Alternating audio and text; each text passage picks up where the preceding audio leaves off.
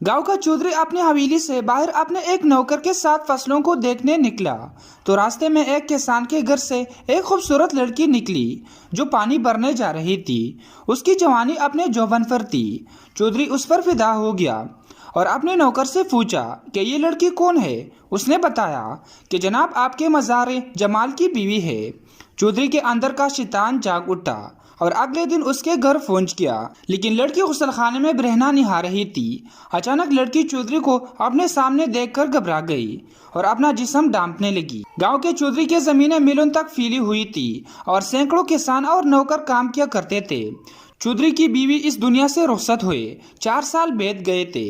एक बेटा था जो तालीम हासिल करने शहर गया हुआ था और हफ्ते में एक चक्कर लगा लेता था। चौधरी की एक बेटी भी थी जिसकी शादी हो चुकी थी और अपने घर हंसी खुशी जिंदगी गुजार रही थी। चौधरी की जिंदगी में कोई औरत न आ सकी और तन्हा जिंदगी गुजारने लगा। बस कभी कभार बेटे से मिलने शहर जाया करता था और ज्यादा वक्त हवेली में ही गुजार देता था। एक दिन चौधरी अपने एक नौकर के साथ फसलों को देखने निकला तो रास्ते में किसानों के छोटे छोटे कच्चे घर बने हुए थे। अचानक चौधरी की नजर एक घर के दरवाजे पर पड़ी जहां से एक खूबसूरत लड़की निकल रही थी। उसके सर पर पानी वाला घड़ा रखा था, शायद पानी भरने जा रही थी। चौधरी के अंदर नजर उस पर टक गई। वो एक भरपूर जवान लड़की थी जिसमें जवानी का खुमार कोट कोट कर भरा हुआ था। चौधरी का जी चाह रहा था कि उसे देखता रहे। लड़की काफी करीब आ गई तो चौधरी हैरत भरी नजरों से देखने लगा क्योंकि उसका लिबास पुराना था लेकिन उसका दूधिया बदन कपड़ों से झलक रहा था। लड़की ने चौधरी को सलाम किया और पास से गुजर गई। चौधरी ने फसलों में जाने का इरादा मुलतवी कर दिया और मुलाजिम के साथ वापस हवेली आ गया। इस दौरान थोड़ी देर के लिए भी उसका ख्याल लड़की से गाफिल न हुआ।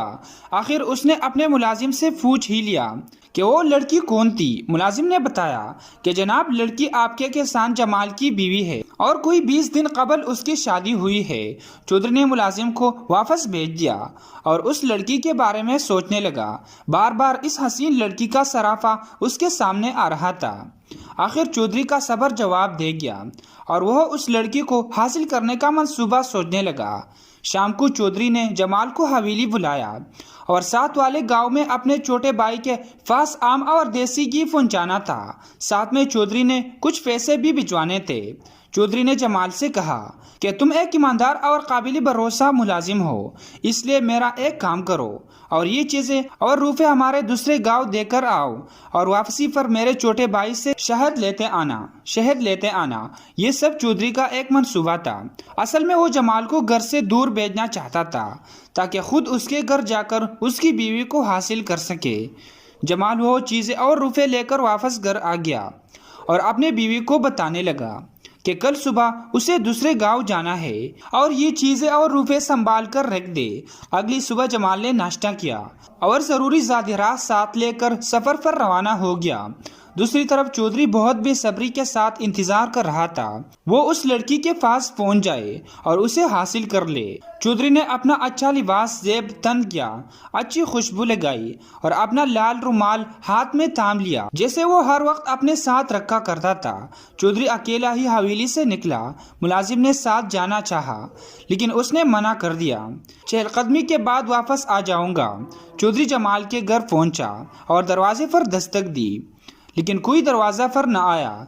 चौधरी जानता था कि जमाल तो घर से जा चुका होगा और उसकी जवान बीवी घर पर ही होगी। उसने दरवाजे पर हल्का से दबाव डाला और दरवाजा खुल गया। घर में कोई भी न था। अचानक चौधरी को गुसलखाने में पानी गिरने की आवाज आई तो वो समझ गया कि लड़की नहा रही है। वो आगे बढ़ा, फिर अचानक कुछ सोचकर रुक गया कि कहे वो लड़की नाराज ही न हो जाए। चौधरी उसका इंतजार करने लगा। लड़की नहाकर बाहर निकली तो उसके बाल खुले हुए थे और बारीक लिबास से नस्वानी हुस्न की एक ही झलक ने चौधरी को पागल कर दिया।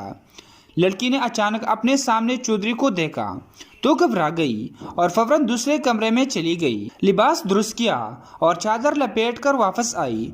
चौधरी को सलाम किया और कहा, चौधरी साहब आज आप हमारे गरीब खाने पर कैसे तशरीफ लाए?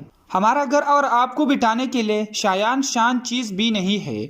चौधरी मुस्कुराया और एक पुरानी सी चारपाई पर बैठ गया। लड़की चौधरी के लिए लस्सी ले आई। चौधरी ने लस्सी का गिलास नोश किया और बोला, تمہیں تو معلوم ہوگا کہ جمال ہمارا کسان ہے اور میں اس کا مالک ہوں، اس گاؤں کا چودھری ہوں۔ لڑکی بولی، جی ہاں چودھری صاحب، مجھے سب معلوم ہے، لیکن ابھی تک آپ نے اپنی آمد کی وجہ نہیں بتائی۔ چودھری کی ہوش بھری نگاہیں اس لڑکی کو کھٹک رہی تھی۔ چودھری نے بولا، اس دن تمہیں دیکھا تو اپنا ہوش کھو بیٹھا ہوں، بس صبر نہ ہو سکا اور تیری جوانی ہمیں یہاں کھینچ لائی، اس لیے اب اپنے حسن کی ایک جھلک ہمیں بھی دکھاؤ اور اپنے جوان جسم کی سوغات آج ہمیں بھی پیش کر دو تو تمہیں دولت سے تول دیں گے۔ چودھری آگے بڑھنا چاہتا تھا تاکہ اس لڑکی کے نرم جسم کو چھو سکے، اسے اپنے سینے سے لگا سکے۔ اچانک لڑکی بولی، چودھری صاحب، ہم غریب لوگوں کے پاس صرف ایک ہی سرمایہ ہے اور وہ ہے ہماری عزت۔ اگر یہ ہی نہ رہی تو دن دولت کا کیا کرنا؟ چودھری کے پیش قدمی رک گئی اور کچھ غصہ بھی آیا کہ لڑکی اس کے پیشکش ٹکرا رہی ہے۔ لڑکی پھر بولی، چودھری صاحب، ہم ان پڑھ لوگ تو ایک بات جانتے ہیں کہ شیر کبھی کسی کا جھوٹا نہیں کہتا، اور آپ وہاں سے امید لگا بیٹھے ہیں جہاں سے آپ کا ایک عام سا ملازم روز سیراب ہوتا ہے۔ میں آپ کے ملازم جمال کی بیوی ہوں جسے وہ روز منہ لگاتا ہے، اور میں پچھلے کئی دنوں سے اس کی دسترس میں ہوں، اور آپ اپنے ملازم ہی بچی کچی بیوی سے امید لگا بیٹھے ہیں۔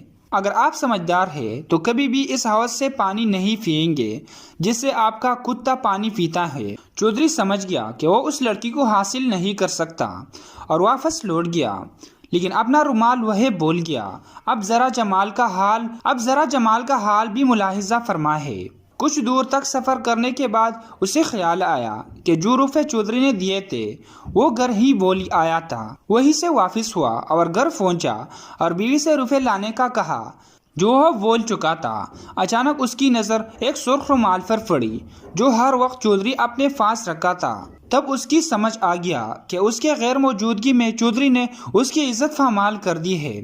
وہ بہت دل برداشتہ ہوا اور روپے لے کر بیوی کو بغیر کچھ کہے اپنی منزل کی طرف روانہ ہو گیا، اور شام تک چودھری کا کام مکمل کر کے لوٹ آیا اور چودھری کو جو شہد لایا تھا پیش کیا۔ چودھری نے اسے انعام کے طور پر کچھ روپے بھی دیے، جس سے جمال نے بیوی کے لیے اچھا سا لباس خرید لیا اور کچھ کھانے پینے کی اشیاء اور فروٹ لیے اور گھر کی طرف چل پڑا۔